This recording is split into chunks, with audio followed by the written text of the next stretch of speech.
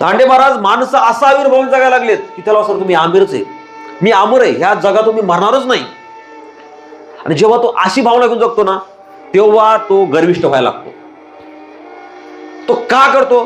त्याला थोडंफार काय असतं माहिती का, माझ्याकडे पैसा आहे, आमच्याकडे थोडीफार जमीन आहे, थोडी परिस्थिती चांगली, त्यामुळे त्याला असं वाटतं की मी आता इथे पृथ्वी तलाव आलो, मी आता अमरच झालो काय की. अशा आविर्भावाने कोणीही जगू नका. ह्या सगळ्या आपल्या थोटाण गप्पा आहेत. ह्या मृत्यूचा, ह्या माणसाचा सेकंदात सुद्धा भरवसा नाहीये. त्यामुळे जगत असताना असं जगा की आजचा दिवस माझ्यासाठी शेवटचा आहे. साधं उदाहरण सांगतो.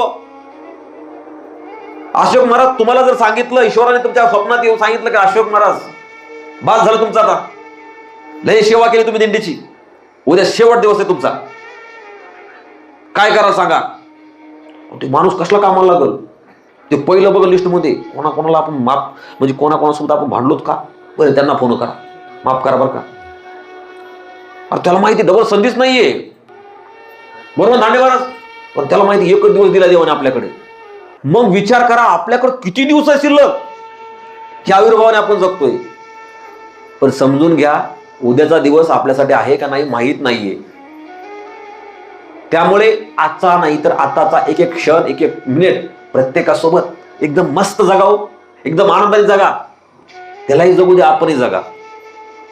नरेंद्र महाराजांचं एक वाक्य आहे, तुम्ही जगा आणि दुसऱ्यालाही जगू द्या. बरोबर?